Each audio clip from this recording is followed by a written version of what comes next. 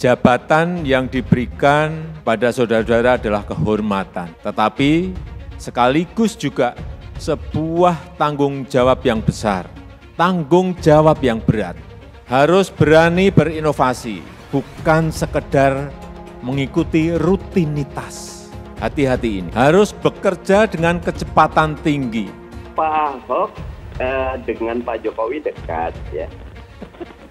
Jadi menteri kan hak prerogatifnya presiden, sangat menyakiti rakyat, pilih yang punya kapasitas. Maaf Pak Ahok itu kinerjanya orang mungkin mengatakan bagus, tapi saya melihat dalam beberapa hal dia itu justru mengalami kegagalan. Pak Ahok saya tidak ragukan keahlian daripada Pak Ahok. Beliau bagus, dia tidak korupsi, itu menimbulkan kontroversi.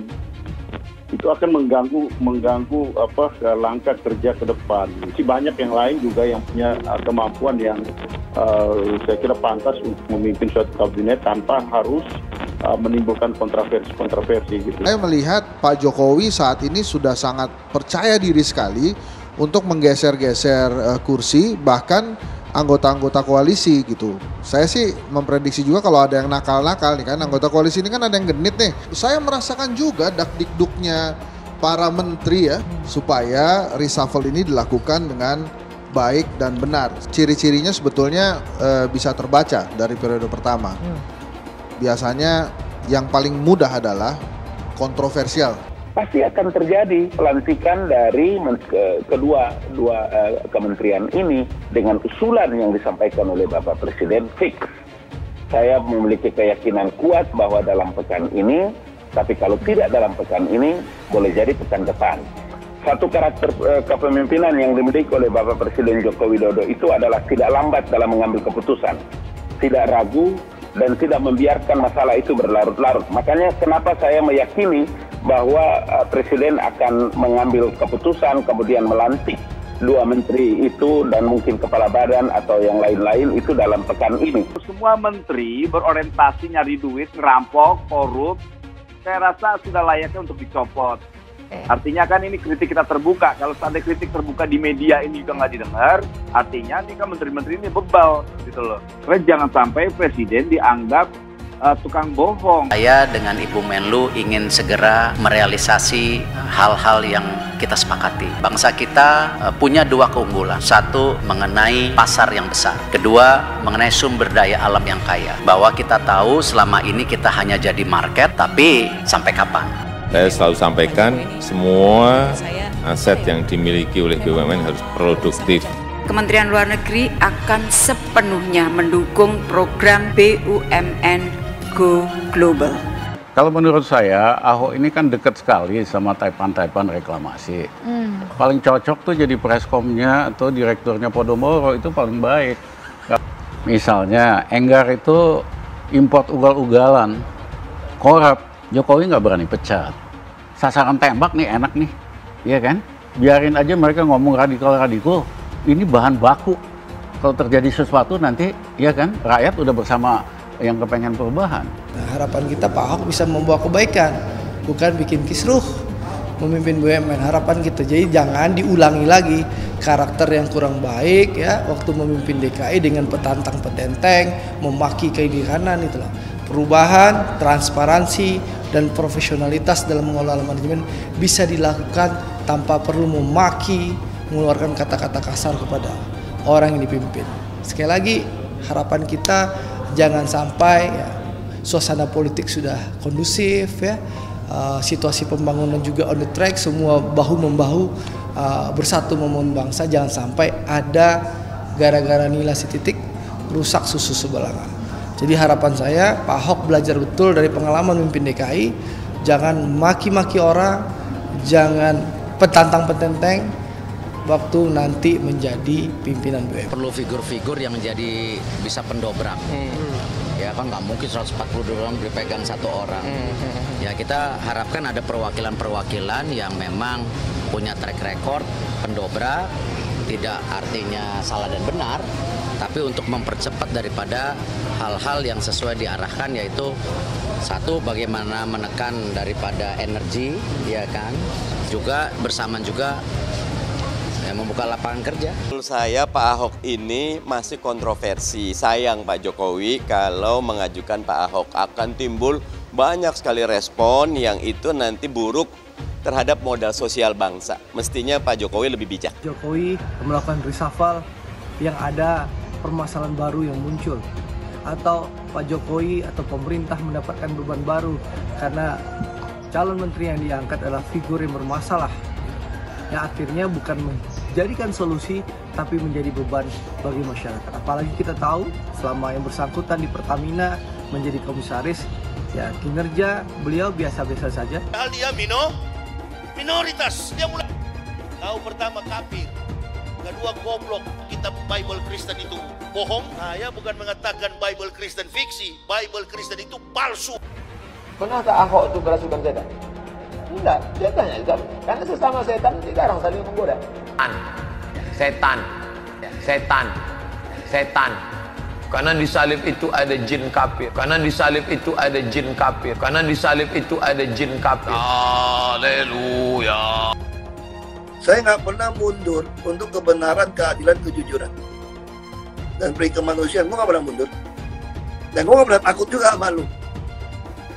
Siapapun yang rasis, gue akan hadapin. Karena rasis itu tidak berperi kemanusiaan. Sama saya ditanya dulu kan, kamu nyesel nggak statement kamu di Pulau Seribu sehingga masih masuk penjara? Tidak pernah nyesel. Karena saya mengatakan kebenaran. Kenapa ada lu kita jadi masalah gitu? Alasannya ngomong kasar, ngomong apa, bukan. Asal transparansi saja kamu nggak suka. Ngomong apa adanya kamu nggak suka. Kalau mau eksekutor ya saya jadi dirut. Tapi persoalannya kalau saya jadi dirut, ribut.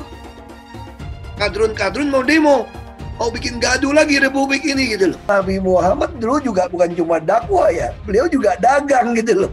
Mengerti tentang saham, wah ini anak S2 kalah ini. Saya kira itu yang paling penting gitu, ngerti gimana trading saham. Apalagi di saham lagi bullish, orang biasa pun jadi pinter semua sekarang. Karena pasti cuan ini. Hai teman-teman, saya mau memperlihatkan transaksi saya hari ini lakukan trading. Ini bukti transaksi saya, setiap bulannya saya melakukan penarikan ratusan juta rupiah. Kalau saya bisa, kalian juga bisa guys. Oke, itu yang mau saya tunjukkan. Like video ini sekarang juga dan gunakan link di kolom deskripsi. Bukan cuma itu saja. Untuk melakukan trading, transaksi tidak dikenakan fee, baik itu investasi saham, trading forex, komoditas, bitcoin, option, dan lainnya. Untuk membuka sekuritas tidak ada biaya sama sekali. Langkah pertama adalah tekan link di kolom deskripsi untuk mendaftar, lalu registrasi. Untuk mulai investasi, pilih saham, tentukan jumlah investasi, lalu beli. Setelah nonton video ini, ayo buka sekuritas hari ini, gratis, cepat, dan simple. Pastikan gunakan link di kolom deskripsi untuk mendapatkan $10.000 di akun virtual Anda. Gunakanlah $10.000 di akun virtual untuk latihan. Cek di kolom deskripsi untuk kelas trading dan bantuan registrasi. Promo kelas trading bisa kalian dapatkan jika deposit di bulan ini. Selamat menonton guys, enjoy! Hai semua, dengan saya Jonas Leong. Terima kasih banyak buat kalian, penonton setia yang selalu menonton di channel ini. Saya secara personal sangat menghargai waktu kalian. Dan saya sudah menganggap kalian sebagai family karena kalian selalu support di channel ini. Bagi kalian yang selalu menuliskan opini kalian di kolom komen, saya baca komen kalian satu persatu.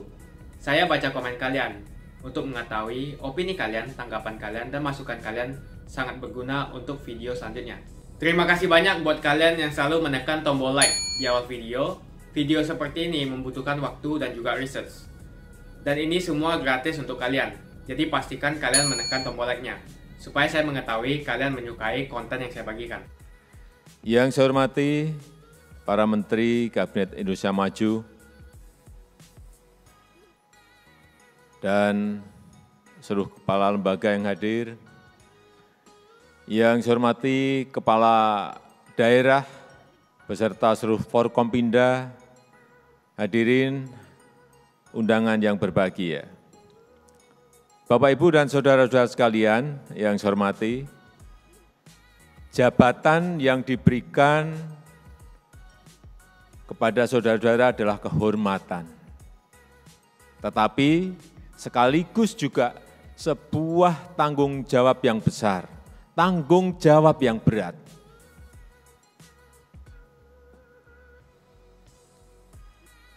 Oleh sebab itu, jangan sampai saudara-saudara ini hanya mengikuti prosedur yang ada.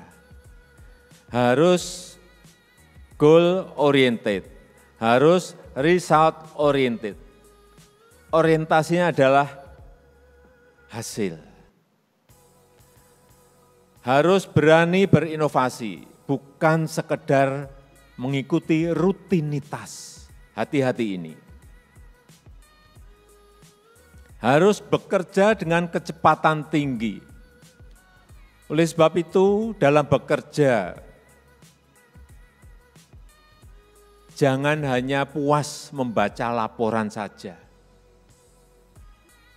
Cek di lapangan, lihat di lapangan, kontrol di lapangan.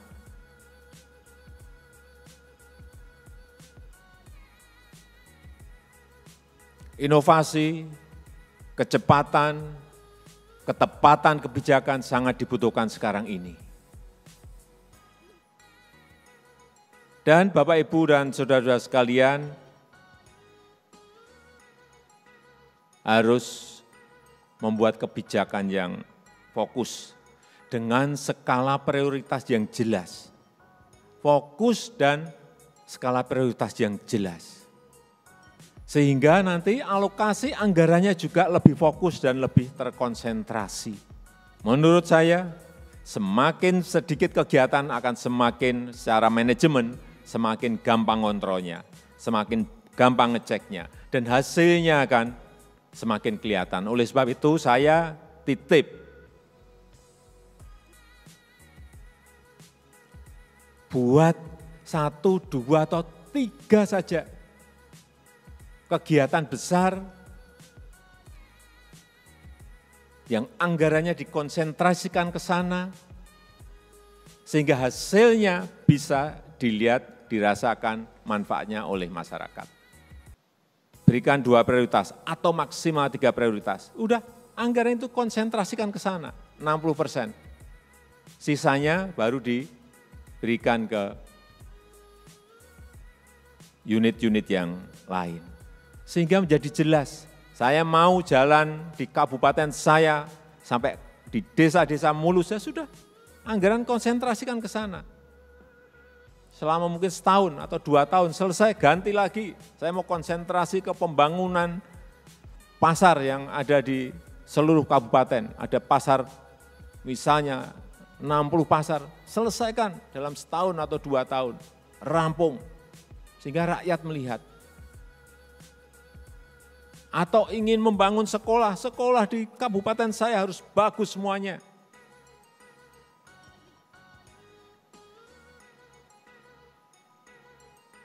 Sehingga kelihatan mana prioritas, mana yang menjadi unggulan. Jangan sampai sekali lagi yang namanya anggaran itu diecer-ecer di setiap dinas, di setiap unit. Sehingga setiap tahun itu anggaran ya terbelanjakan, tetapi tidak ada baunya sama sekali. Tidak dirasakan oleh kemanfaatannya oleh rakyat.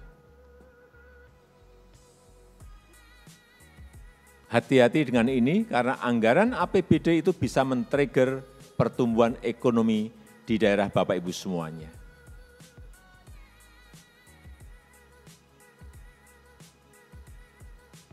Karena Bapak Ibu dan saudara-saudara ada pemimpin baik di provinsi, di kabupaten, dan di kota. Bapak harus berani menentukan ini. Bapak Ibu harus berani menentukan ini. Kalau tidak, saya perlu mengingatkan. Kalau Bapak Ibu tidak bisa mengkonsolidasikan ini, manajemennya tidak seperti yang tadi saya sampaikan, kemudian anggaran diecer-ecer di dinas-dinas, di unit-unit yang ada, karena masalahnya pasti selalu ada, karena enggak dirasakan oleh masyarakat, hasil kepemimpinan Bapak Ibu dan saudara-saudara sekalian, ya tidak terpilih lagi. Karena anggarannya hilang setiap tahun, realisasi setiap tahun tapi tidak kelihatan manfaatnya oleh rakyat. Yang kedua, saat ini kita masih fokus dalam mempercepat recovery kesehatan dan recovery ekonomi, pemulihan kesehatan dan pemulihan ekonomi kita. Tugas Bapak, Ibu, dan saudara-saudara semuanya adalah dua-duanya harus terkelola dengan baik. Gas dan remnya harus dilakukan secara tepat. Karena yang namanya COVID ini barangnya tidak kelihatan.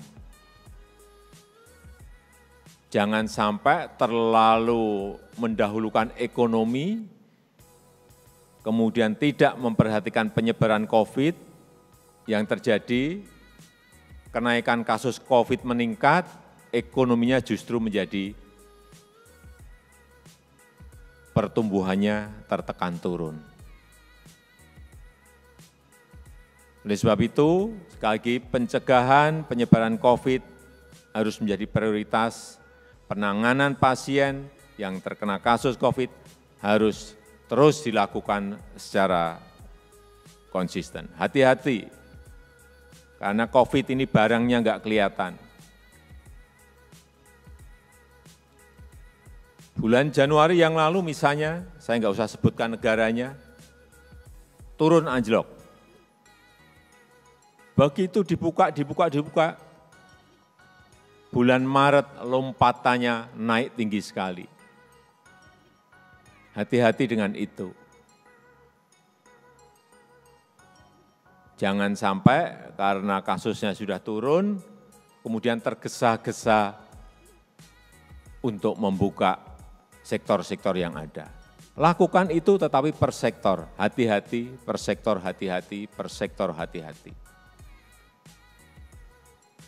Caranya harus tepat agar dampak ekonominya bisa kita kendalikan dengan baik. Kita ingat di bulan Januari yang lalu kita kasus aktif harian kita berada di angka 14.000 bahkan sampai di 15.000. Hari ini sudah 2 minggu, angkanya 2 minggu, 3 minggu, angkanya di angka 6.000, 5.000, 4.000. Kasus harian nasional, kemudian mengisolasi lingkungan terkecil sebelum kasus itu menyebar lebih luas lagi. Jadi jangan sampai kita ini melockdown kota atau melockdown kabupaten. Karena di satu kabupaten mungkin yang kasusnya terjadi di sebuah desa atau 2 desa, ya desa itu yang diisolasi. Sehingga tidak menyebar lebih luas lagi. Kemudian juga sosialisasi dan penegakan protokol kesehatan terus disampaikan, terus dilakukan. Ini akan dibantu oleh TNI dan Polri, dibantu oleh Forkompinda. Demikian pula dengan penanganan bagi yang membutuhkan pengobatan. Cek obatnya masih atau tidak, kontrol obatnya tersedia atau tidak, untuk berapa minggu ke depan atau untuk berapa bulan ke depan, semuanya harus dicek. Ini kita harus kerja detail, nggak bisa lagi kita kerja sambil lalu untuk urusan COVID dan ekonomi ini. Juli, target kita paling tidak 70 juta penduduk kita harus sudah divaksinasi. Nanti kurvanya akan kelihatan turunnya di bulan Juli kalau vaksinasinya bisa mencapai 70 juta orang. Yang kedua, di bidang ekonomi. Banyak PHK karena banyak pabrik yang berhenti produksi dalam masa pandemi. Oleh sebab itu, saya minta juga APBD ini bisa memberikan pekerjaan kepada masyarakat di lapis bawah. Dengan cara perbanyak program-program padat karya untuk penciptaan lapangan pekerjaan sambil menunggu ekonomi kembali pulih sepenuhnya. Memperbaiki jalan padat karya, membangun irigasi padat karya, membangun sekolah padat karya. Ini akan menggerakkan ekonomi daerah dan memberikan lapangan pekerjaan bagi masyarakat kita. Kemudian juga segera eksekusi yang namanya belanja sosial, bantuan sosial. Karena rakyat menunggu, rakyat membutuhkan. Dari pusat ada bantuan sosial, dari daerah yang kira-kira titik-titik yang belum tersentuh oleh bantuan sosial dari pusat, berikan oleh daerah. Bantu juga usaha mikro, kecil, dan menengah. Baik itu permodalan, produksi maupun pemasarannya, karena ini akan menggerakkan ekonomi daerah. Utamakan mereka, usaha mikro, usaha kecil.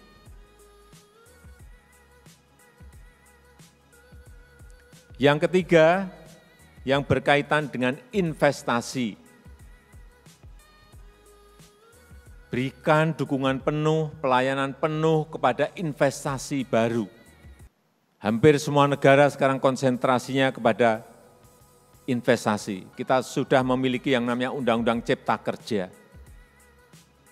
Implementasi pelaksanaan dari Undang-Undang Cipta Kerja ini di daerah harus didukung penuh karena akan membuka investasi. Karena yang namanya memperlambat izin investasi, kalau di BKPM sekarang sangat cepat sekali, yang namanya izin sangat cepat sekali. Saudara-saudara bisa sekali-sekali melihat ke BKPM, betapa kecepatan perizinan itu betul-betul kelihatan. Oleh sebab itu daerah juga sama, baik provinsi, kabupaten maupun kota. Jangan memperlambat yang namanya izin investasi. Karena investasi itu menciptakan lapangan pekerjaan. Kunci pertumbuhan ekonomi nasional ini kan dari agregat pertumbuhan ekonomi di daerah. Kalau ekonomi daerah tidak naik, tidak meningkat, artinya juga ekonomi nasional juga tidak akan meningkat.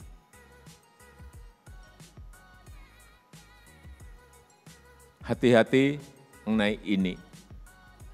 Karena yang namanya APBN, APBD itu enggak mungkin naik secara signifikan. Oleh sebab itu yang bisa meningkatkan pertumbuhan ekonomi, investasi, dan ekspor. Sebab itu saya betul-betul ingin menekankan mengenai investasi ini. Yang ketiga, investasi ini juga memberikan income kepada negara, memberikan income kepada daerah. Karena dari situlah kita bisa menarik pajak, dari situlah kita bisa menarik yang namanya retribusi. Hati-hati, 76% pendapatan negara itu diperoleh dari pajak. 76% pendapatan negara itu diperoleh dari pajak. Gede sekali. Kalau ada investasi baru, mendirikan perusahaan, mendirikan pabrik, mendirikan industri, artinya ada yang kita pungut pajaknya, ada tambahan lagi. Dan yang paling besar memang pajak dari badan usaha, yaitu perusahaan atau PT.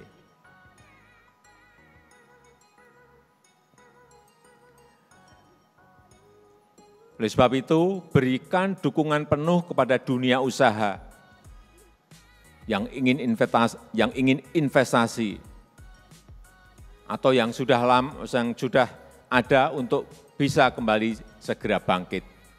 Ini penting sekali saya sampaikan. Pak Ahok dengan Pak Jokowi dekat ya. Jadi menteri kan hak prerogatifnya presiden, itu hak prerogatifnya, tapi pesannya kami pilih yang tidak korupsi ya, karena kasus korupsi kemarin apalagi sekarang sidangnya lagi dibuka sangat menyakiti rakyat, pilih yang punya kapasitas. Jadi monggo saja, karena Kami oposisi, tapi kami tidak pada posisi melimitasi Pak Jokowi. Kami ucapkan terima kasih, matur nuwun kalau Pak Jokowi ngundang, tapi kami akan mengatakan kami istiqomah oposisi ya, karena perlu ada penyeimbang. Kami monggo ya, setiap partai punya kebijakan dan strategi masing-masing. Walaupun kami menyerukan bukan cuma buat PAN, buat banyak partai, oposisi itu mulia ya. Oposisi itu perlu, oposisi itu bikin demokrasi sehat. Juga di bulan Ramadan menyuruh kepada Pak Jokowi agar lebih baik ikutin reformasi birokrasi ya. Miskin struktur kaya fungsi, tidak perlu banyak-banyak yang di pemerintahan, karena di pemerintahan tuh udah punya kekuasaan, udah punya anggaran, udah punya ASN, udah punya aparat semuanya. Jadi partai politiknya cukup. Ada sekarang ini namanya hukum sentimen publik ya. Kita coba untuk berkomunikasi dengan seluruh stakeholder, jangan cuma kami yang oposisi indoor, tapi kita juga bekerja sama dengan oposisi outdoors ya. Sama mahasiswa, civil society, yuk kita sama-sama menjaga pemerintah, karena power tend to corrupt and absolute power corrupt absolutely. Jadi tetap sebetulnya Pak Jokowi kata kuncinya. Kalau Pak Jokowi ingin husnul khotimah, enakan ada koalisi dan oposisi yang jauh lebih seimbang. Dan itu sehat buat 2024 karena ada kontestasi karya dan gagasan. Hai teman-teman, kalian sudah membuka akun untuk melakukan investasi atau trading? Jika belum, membuka rekening sekuritas itu gratis loh. Bahkan cuma butuh 5 menit saja. Cepat dan simple. Dan semua bisa dilakukan secara online. Sampai saat ini ketika kita mau melakukan investasi saham atau trading forex, kita masih menggunakan cara yang kuno. Seperti kita menelpon banker atau broker yang melakukan atau mengeksekusi transaksi kita. Tapi apakah kalian tahu, untuk membeli saham atau forex, kita cuma login, lalu memilih apa yang kita mau, lalu masukin angka berapa banyak yang ingin kita beli, lalu tinggal klik. Sesimpel itu. Sampai saat ini kita bingung mau investasi saham luar negeri, trading forex, komoditas, dan cryptocurrency di mana tepatnya. Di sekuritas ini kita bisa melakukan semua transaksi. Sekuritas ini merupakan one-stop shopping. Sampai saat ini kita membayar fee di setiap transaksi kepada banker atau broker. Setiap kita melakukan transaksi jual beli, biasanya kita dipotong fee oleh platform kita. Kalau dalam 1 bulan kalian melakukan transaksi 1 kali, mungkin tidak terasa. Coba kalian melakukan trading sebanyak 100 kali. Sudah berapa fee-nya? Misalnya kalian membeli saham Google dengan fee per transaksi $10. Jika kalian membeli saham Google 10 kali, maka fee transaksi sudah $100. Belum lagi kita akan dikenakan fee ketika kita menjual saham itu. Itulah sebabnya saya memilih sekuritas ini, karena tidak ada fee sama sekali. Saya ulangi, tidak ada fee sama sekali ketika kalian melakukan transaksi. Dan yang kedua, kalian bisa melakukan unlimited trading atau trading sebanyak apapun. Kalian bisa melakukan trading 10 kali, 100 kali, 1000 kali dalam sehari, tanpa dikenakan fee. Jadi berapa banyak uang yang kita hemat dari fee saja. Mau beli saham Google, 1 unitnya mahal. Di sekuritas ini kita bisa memulai trading dengan $1 saja. Dengan $1 atau Rp14.000 kita sudah bisa membeli saham Google. Menarik bukan? Saya sudah lama menggunakan sekuritas ini. Dan setiap bulannya saya melakukan penarikan ratusan juta rupiah. Jadi bergabunglah hari ini dan mulai trading hari ini. Jadi apa yang kalian tunggu, mendingan kalian cobain sendiri aja deh. Tutorial bisa kalian cek di kolom deskripsi dan pastikan gunakan link di kolom deskripsi untuk mendapatkan $10.000 di akun virtual Anda. Gunakanlah $10.000 di akun virtual untuk latihan dan mengenal lebih jauh tentang platform ini. Cek di kolom deskripsi untuk kelas trading dan bantuan registrasi. Bukan cuma itu, kalian akan dapatkan kelas trading gratis yang nilainya Rp3 juta jika kalian deposit di bulan ini. Kasih banyak buat kalian yang nggak skip dan nonton video ini sampai habis. Saya secara personal sangat menghargai waktu kalian. Makasih banyak buat kalian yang sudah tekan tombol subscribe, dan makasih banyak buat kalian yang sudah tekan tombol loncengnya. Jangan lupa bagikan informasi ini ke teman atau family Anda. Mungkin teman atau family Anda membutuhkan investasi ini. Oke guys, sekian dulu dari saya. Jangan lupa follow Instagram saya di @johannesleongofficial untuk kata-kata motivasi setiap harinya. Bagi kalian yang termotivasi nonton video ini, ayo like video ini dan subscribe di channel ini. Dan buat kalian yang sudah subscribe di channel ini, jangan lupa tekan tombol loncengnya supaya kalian mendapatkan notifikasi setiap kali saya upload video.